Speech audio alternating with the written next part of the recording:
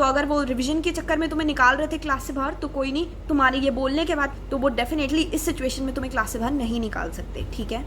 मेरा नाम है प्रियंका, आप देख रहे हैं इट्स सिंपल और आज की वीडियो में हम बात करने वाले हैं टॉप 5 टिप्स के बारे में जो कि आपकी हेल्प करेंगी क्लास 12th केमिस्ट्री में अच्छे मार्क्स स्कोर करने में, ठीक है। तो शुरू करते हैं। टिप नंबर 1, बहुत बच्चे क्या करते हैं, एनसीईआरटी का एक चैप्टर कर रहे हैं, उसी के साथ साथ एग्जाम्पलर भी खोल लिया उसी चैप्टर की, उसी के साथ साथ गाइड बुक में से भी पढ़ रहे हैं, हॉट्स वाले क्वेश्चंस भी पढ़ रहे हैं। पहले उसी चैप्टर की ये हरकत मत करो, पहले पूरी की पूरी एनसीईआरटी कंप्लीट करो, फिर कोई भी और चीज़ उठाओ और उसको पढ़ो, या तो एग्जाम्पलर या फिर तुम्हारी गाइड बुक जो तुम्हें लगती है बहुत ज़्यादा सही है और उसी में से क्वेश्चन आएंगे, या फिर तुम्हारे प्रीवियस ईयर पेपर। एक एक चीज़ को पूरा कंप्लीट करो, आधे आधे में चीज़ों को कंप्लीट मत करो। जैसे कि अगर तुम चैप्टर 1 की एनसीईआरटी कर रहे हो, फिर चैप्टर 1 का एग्जाम्पलर कर रहे हो, फिर चैप्टर 1 का, ये सारी चीज़ें करने का टाइम अब नहीं है। अगर ये सब तुमने पहले से शुरू किया होता तो अभी तक तुम कंप्लीट कर चुके होते। पर डेफिनेटली इस बात पर भी डिपेंड करता है कि तुम ये वीडियो कब देख रहे हो, पर क्योंकि अभी एग्जाम्स पास आ चुके हैं और अभी टाइम नहीं बचा है, तो इस तरीके से पढ़ाई करना, दैट इज चैप्टर 1 पहले एनसीईआरटी कर रहे हैं, फिर चैप्टर 1 का एग्जाम्पलर, फिर चैप्टर 1 की जो भी गाइड है उसमें से क्वेश्चंस कर रहे हैं, फिर हॉट्स कर रहे हैं, फिर चैप्टर 2 की एनसीईआरटी, फिर ये प्रोसेस बहुत लंबा हो जाएगा और इस तरीके से तुम अपना सिलेबस कंप्लीट नहीं कर पाओगे अभी के टाइम पे, अगर तुम्हारे जुलाई में एग्जाम्स है तो, ठीक है। तो अभी के लिए बेस्ट तरीका यही है पढ़ाई करने का कि पूरी बुक एनसीईआरटी की पहले कंप्लीट कर लो, उसके बाद जब टाइम बचेगा तो या फिर तो सैम्पल पेपर्स या फिर प्रीवियस ईयर या एग्जाम्पलर या फिर गाइड बुक जो भी तुम्हें सही लगती है उसमें से पढ़ाई करो और बस रिविजन पे फोकस करो उसके बाद, ठीक है। टिप नंबर 2, वैसे तो मोस्टली बच्चों का पेपर कंप्लीट हो जाता है इन टाइम, बट कुछ बच्चे ऐसे भी होते हैं जो कहते हैं हमारा पेपर छूट गया। पेपर ना छूटे इसीलिए प्रैक्टिस भी हो जाए ताकि तुम्हारी, इसीलिए कहा जाता है प्री बोर्ड के एग्जाम्स दो। पर बहुत बच्चे प्री बोर्ड्स के एग्जाम्स को मजाक की तरह लेते हैं और वो कहते हैं हम तो देंगे ही नहीं क्योंकि फ्रेंड्स नहीं दे रहे, और वो फ्रेंड्स जब तुम्हें बोलते हैं कि तुम मत दो तो तुम नहीं देते, पर वो फ्रेंड्स एक्चुअल में जा रहे होते हैं पेपर देने के लिए। तो इस बारे में ध्यान रखना कि तुम किसी और की बातों में ना आओ, क्योंकि प्री बोर्ड्स के एग्जाम मुझे पता है मैटर नहीं करते, बट फिर भी प्री बोर्ड के एग्जाम्स तुम्हें एक आईना दिखाते हैं, तुम्हें तुम्हारी शक्ल दिखाते हैं शीशे में, तुम्हें ये बताते हैं कि तुम कहाँ स्टैंड करते हो, तुम्हें कितना आता है और कितनी और मेहनत करने की ज़रूरत है खुद पे, कितनी और पढ़ाई करने की ज़रूरत है तुम्हें। तो इसीलिए कोशिश करना प्री बोर्ड्स के एग्ज़ाम ज़रूर देना, और वो बच्चे जो ऑलरेडी दे चुके हैं या मिस आउट कर चुके हैं प्री बोर्ड के एग्ज़ाम्स, वो अपनी स्पीड तेज़ करने के लिए क्या कर सकते हैं, अभी टाइम बचा नहीं है एग्ज़ाम्स में और हर क्वेश्चन को तुम प्रैक्टिस करने नहीं बैठ सकते, बट स्टिल फिर भी कुछ क्वेश्चन ऐसे हो सकते हैं जो तुम्हें लगता है बहुत ज़्यादा इंपॉर्टेंट है, उनके स्पेशल तुम नोट्स बना सकते हो, लिख के प्रैक्टिस कर सकते हो। और वो वाले नोट्स ऐसे नोट्स होंगे क्योंकि डेफिनेटली एग्जामिनेशन हॉल में जब तुम एग्जाम देने जाओगे, एग्जाम से 1 घंटा पहले तुम अपनी केमिस्ट्री की इतनी सारी बुक्स होती हैं, सारी बुक्स तो लेके जा नहीं सकते, पर कुछ इंपॉर्टेंट नोट्स तो तुम्हारे पास, नोट्स भी बहुत सारे होंगे डेफिनेटली, पूरे साल तुमने पढ़ाई करी होगी, नोट्स भी बहुत सारे होंगे, पर इंपॉर्टेंट नोट्स वो नोट्स होंगे जो कि 4 या 5 पेजेस के होंगे। तो वो वाले नोट्स मेक श्योर तुम बनाओ जो सुपर इंपॉर्टेंट नोट्स हों, जो एक एक क्वेश्चन उसमें वैसा होना चाहिए जो तुम्हें लगता है आएगा ही आएगा, वैसे नोट्स बना लो और उसके साथ साथ तुम्हारी लिखने की प्रैक्टिस भी हो जाएगी, ठीक है।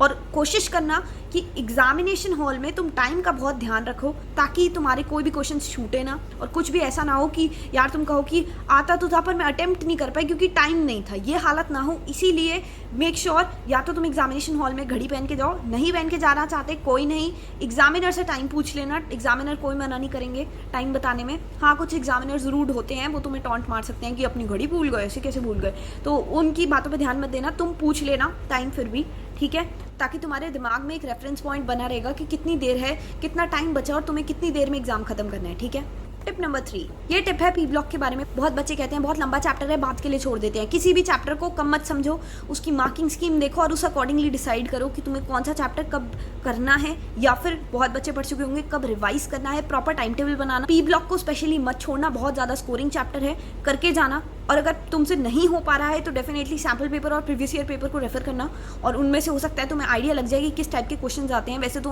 बहुत बड़ा चैप्टर है, बहुत लेंदी है, कुछ भी आ सकता है पी ब्लॉक में से, बट स्टिल कोशिश करना कुछ पढ़ के ज़रूर जाना पी ब्लॉक में से। बहुत बच्चे छोड़ देते हैं, ये गलती तुम मत करना, ज़रूर पढ़ के जाना। और कुछ बच्चे ऐसे होंगे जिनको लग रहा होगा अरे यार चीटिंग कर लेंगे, चीटिंग का कोई सवाल नहीं होता है, सबको अलग अलग सेट्स मिलते हैं। जिसको पता नहीं है उसको बता दूं कि सपोज तुम्हें जो पी ब्लॉक के क्वेश्चन आए हैं, ज़रूरी नहीं है तुम्हारे आगे वाले को भी वही पी ब्लॉक के क्वेश्चन आए हो सकता है क्वेश्चन शफल कर दिए हो सकता है क्वेश्चन चेंज हो। तो ये बात मत भूलना कि सबको अलग अलग सेट मिलते हैं पेपर के, चीटिंग करने का there is no scope. And moreover, अगर तुम्हारे एग्जाम्स होते हैं अभी के टाइम पे, लॉकडाउन के टाइम पे, तो सोशल डिस्टेंसिंग के नॉर्म्स के अकॉर्डिंगली तुम सबको काफ़ी दूर दूर बिठाया जाएगा अगर होते हैं एग्जाम्स तो इस टाइम पे, ठीक है। टिप नंबर 4, इस टिप में हम बात करने वाले हैं क्या तुम्हें कहीं भागना है, तुम्हारी ट्रेन छूट रही है या तुम्हें कहीं जाना है। 12th क्लास का बोर्ड एग्जाम का पेपर है, बहुत बच्चे हरकत करते हैं, पेपर लिख लिया है, बंद करा पेपर आंसर बुकलेट को और एग्जामिनर को देके भाग गए, जैसे पता नहीं आज़ादी मिल गई हो किसी जेल से। भाई क्या हो रहा है, 12th का बोर्ड एग्जाम है, अभी तो सीरियस हो जाओ यार, लास्ट डे है तुम्हारा एग्जाम का, लास्ट एग्जाम दे रहे हो तुम, उसमें भी तुम सीरियस नहीं हो, जल्दी से पेपर करके भागने की कर रहे हो। कहीं जाना है, कोई ट्रेन पकड़नी है, क्या करना है, कोई रीज़न हो तो समझ भी आए। पेपर कंप्लीट करने के बाद make sure, and I am serious about this, make sure कि तुम अपने पेपर को रिवाइज करो। बहुत बच्चे नहीं करते, उनको अपने आंसर्स पे फुल कॉन्फिडेंस होता है। हाँ अच्छी बात है, होना चाहिए कॉन्फिडेंस डेफिनेटली, बट स्टिल एक बार फिर सोचो, तुमने पूरी साल मेहनत करी है, पूरी स्कूल लाइफ तुमने इतनी मेहनत करी है, क्या तुम इस एक पेपर में टिक के 3 घंटे नहीं बैठ सकते और सही में पढ़ाई नहीं कर सकते? जब तुमने पेपर कर लिया है पूरा तो अब बचा क्या है, अब सिर्फ रिवीजन करनी रहती है, उस पेपर को रीड करना रहता है, और उस पेपर को रीड करने से तुम्हारा कुछ नुकसान नहीं होगा, तुम्हारा फायदा ही होगा। कुछ ऐसी गलतियां हो सकती हैं जो तुमने पेपर में की हो, जो तुम्हें पकड़ में आ जाए, हो सकता है कोई सिली मिस्टेक हो जो तुम्हारे ध्यान में आ जाए, हो सकता है, बहुत बच्चों के साथ होता है, कुछ बच्चों का क्योंकि ऑप्शंस दिए होते हैं पेपर में, कुछ बच्चों का ऑप्शंस की वजह से, क्योंकि वो पेपर को फोल्ड करके अटेम्प्ट करते हैं, जो भी तुम्हारा क्वेश्चन पेपर है उसको उन्होंने 2 हिस्सों में ऐसे फोल्ड कर रखा होता है, यहाँ से क्वेश्चन पढ़ रहे होते हैं और फिर उसे लिख रहे होते हैं, ठीक है। तो इस चक्कर में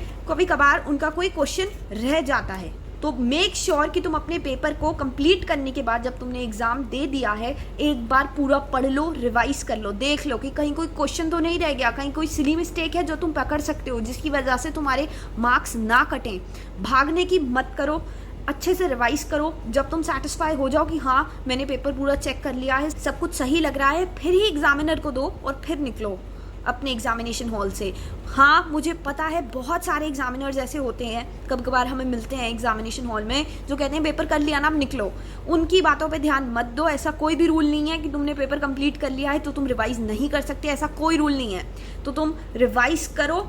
आराम से बैठ के, तुम्हें 15 मिनट लेने हैं 15 minute low, 20 minute low, 30 minute low, आधा घंटा ले लो अगर ज़्यादा टाइम बचा हुआ है तो, पर रिवाइज करके निकलो। इस डर से मत निकल जाना कि एग्जामिनर ने हमें बोल दिया है कि तुम्हारा पेपर हो गया तो निकलो यहाँ से। तुम अगर एग्जामिनर तुम्हें ऐसा कुछ कहते हैं तो तुम उन्हें बोलो कि मैं अभी अपना पेपर रिवाइज कर रहा हूँ what ever it is, right, तो वो तुम्हें करने देंगे। और अगर नहीं करने देते, कुछ एग्जामिनर्स बहुत रूड होते हैं, तो उन्हें बोल देना मेरे को अभी एक क्वेश्चन अटेम्प्ट करना है, सीधी सी बात है, बात खत्म। तो अगर वो रिवीजन के चक्कर में तुम्हें निकाल रहे थे क्लास से बाहर तो कोई नहीं, तुम्हारे ये बोलने के बाद कि तुम्हें एक क्वेश्चन अटेम्प्ट करना है तो वो डेफिनेटली इस सिचुएशन में तुम्हें क्लास से बाहर नहीं निकाल सकते, ठीक है। टिप नंबर 5, केमिस्ट्री का पेपर है, बहुत बच्चे ऐसे होंगे जिन्होंने अभी तक पढ़ाई नहीं करी होगी, कुछ बच्चे ऐसे हो सकते हैं कि किसी के घर में कुछ सिचुएशन हो सकती है, किसी को कोई प्रॉब्लम हो सकती है,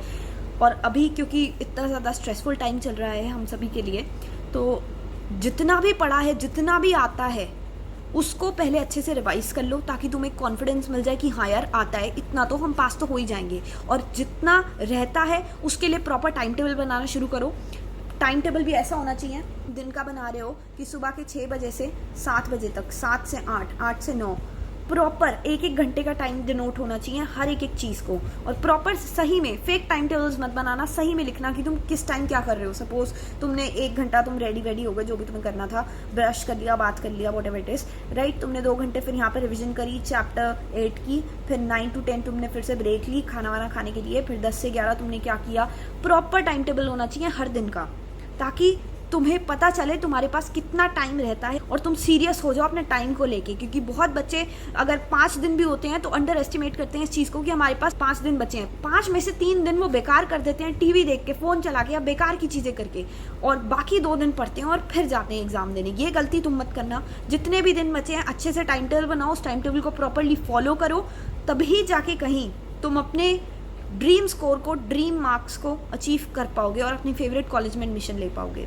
ठीक है। और अभी जितना भी टाइम बचा है, जो भी हिस्ट्री रही है, तुमने पढ़ा है, तुमने नहीं पढ़ा है, अब समय नहीं है बर्बाद करने के लिए, पेपर्स बहुत पास आ गए हैं, तो अभी से इसी टाइम से पढ़ना शुरू कर दो, ठीक है। तो ये वीडियो यहीं पे समाप्त होती है।